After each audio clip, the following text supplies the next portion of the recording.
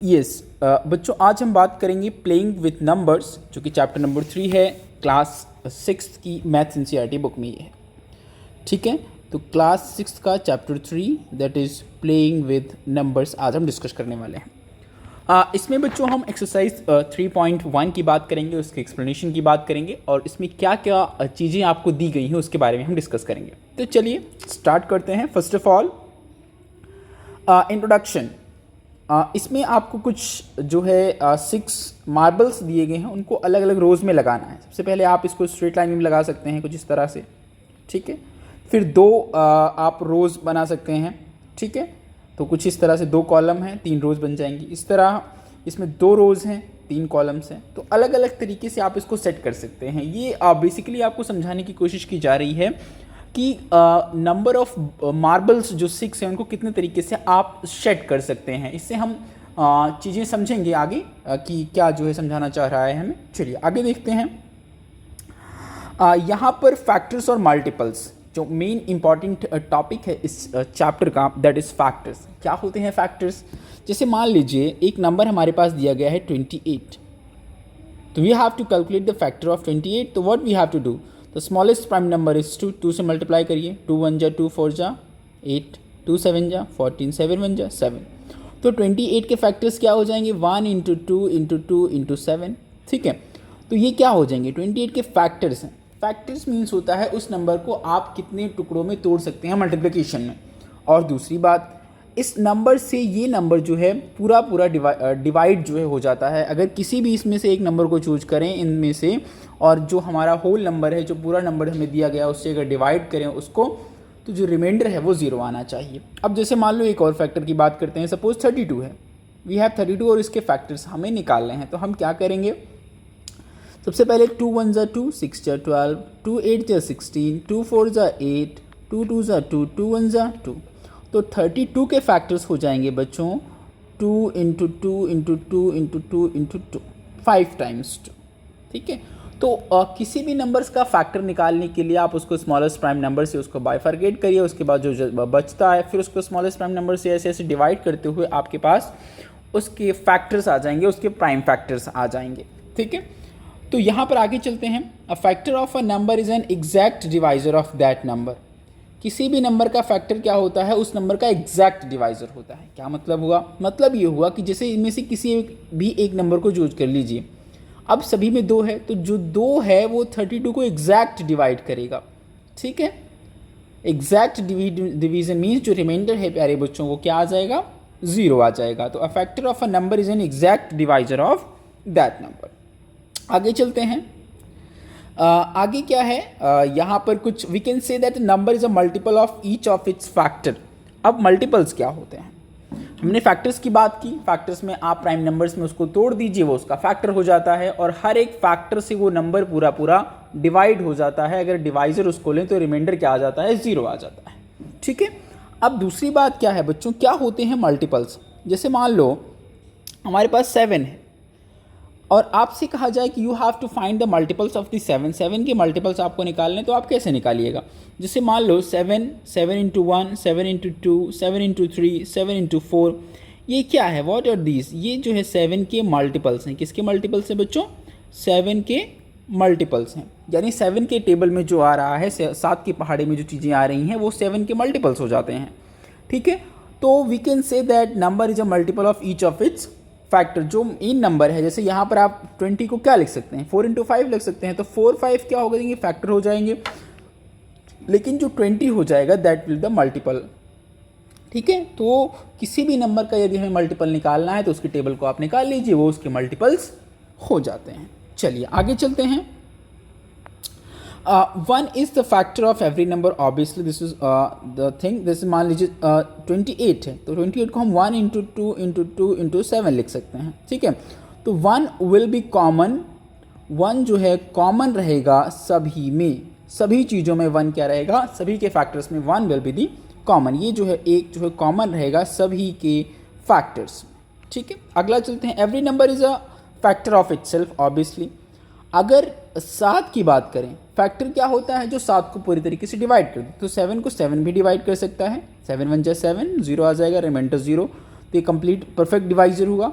तो हर एक नंबर खुद का भी फैक्टर होता है। जैसे 28 का फैक्टर निकालना है तो 1 इंटू 28 लिख सकते हैं, तो 28 will be the factor of the 28। तो every number is a factor of itself. आगे चलते हैं। Every factor of a number is an exact divisor of that number. अभी हमने बात की थी कि जैसे मान लीजिए अभी हमने एक नंबर लिया था सपोज 28, तो 1 इंटू 2 इंटू 2 इंटू 7।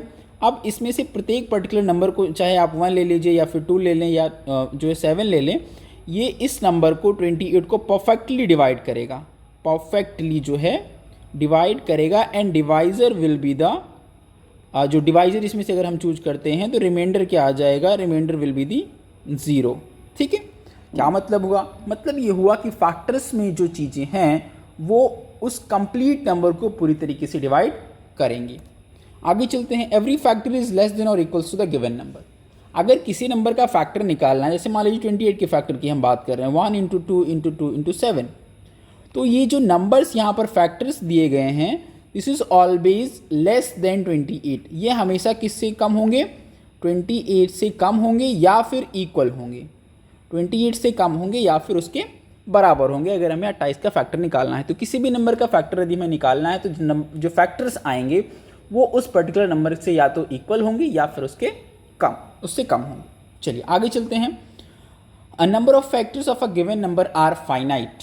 यानी नंबर्स ऑफ फैक्टर, जैसे 28 का फैक्टर हमने निकाला तो हमने क्या देखा, 1 इंटू 2 इंटू 2 इंटू 7।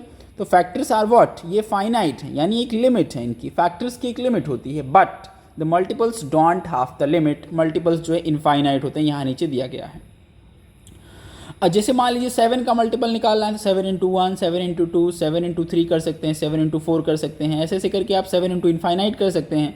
तो जो है मल्टीपल्स क्या हो जाएंगे, इनफाइनाइट हो जाएंगे। मल्टीपल्स जो है इनफाइनाइट हो जाएंगे, बट जो फैक्टर्स होते हैं वो क्या होता है बच्चों, फाइनाइट होते हैं। But the multiples are infinite. Every multiple of a number is greater than और इक्वल टू दैट नंबर। बिल्कुल, मल्टीपल जो होता है वो उसके बराबर या उससे बड़ा होता है। जैसे मान लीजिए 7 का मल्टीपल निकालना है तो 7 का स्मॉलेस्ट मल्टीपल 7 हो जाएगा, 14 हो जाएगा, फिर उससे अगला 21 हो जाएगा, उससे अगला 24 हो जाएगा। लेकिन 7 से नीचे नहीं हो सकता अगर हमें 7 का मल्टीपल निकालना है तो।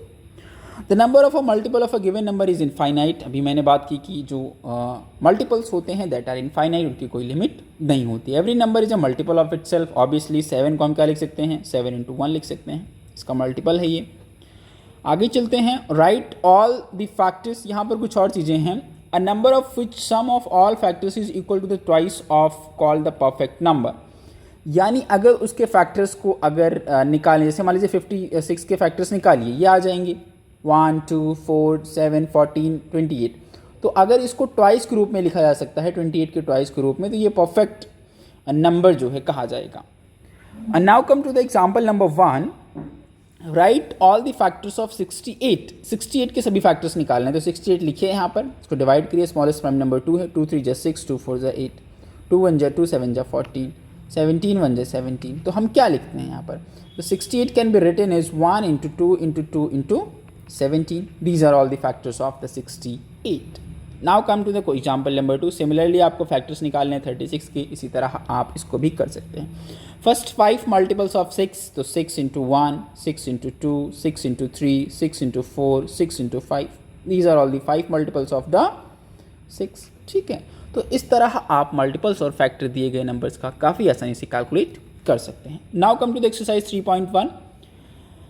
Right all the factors of the following numbers. 24 के फैक्टर्स लिखने हैं। तो मैंने आपको बताया था स्मॉलेस्ट प्राइम नंबर 2 है, 2 1 जा 2, 2 2 जा 4, 2 6 जा 12, 2 3 जा 6, 3 1 जा 3।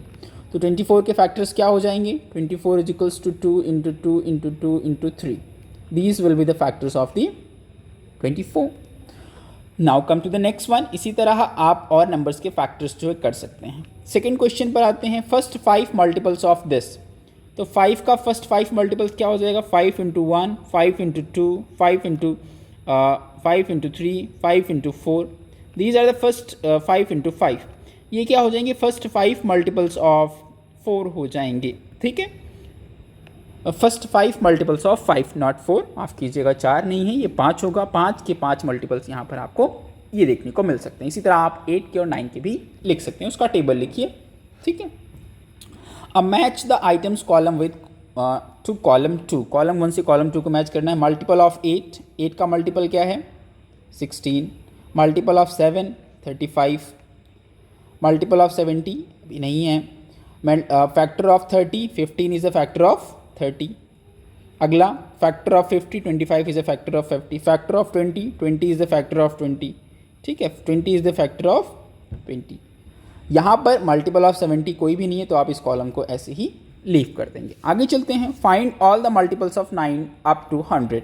9 के मल्टीपल्स निकालने हैं तो 9 into 1, 9 into 2, 9 into 3, 9 into 4, 9 into 5, 9 into 6, 9 into ऐसे ऐसे आप करते जाइए, 9 इंटू 9, फिर 9 इंटू 10, 9 इंटू 11, ठीक है। तो ये 9 आ जाएगा, 18 आ जाएगा, 27 आ जाएगा, इसी तरह आप करते जाएंगे तो यहाँ पर 99 आ जाएगा। तो ये सारे मल्टीपल्स किसके निकल जाएंगे, 9 के मल्टीपल्स हैं 9 से लेके 100 तक, ठीक है। तो you can find all this multiples of 9 up to 100। तो ये एक्सरसाइज 3.1 थी बच्चों। आपने देखा कि कैसे हमने फैक्टर्स और मल्टीपल्स की बात की, तो ये आपका एक्सरसाइज थी 3.1। चलिए that's enough for this video, thank you.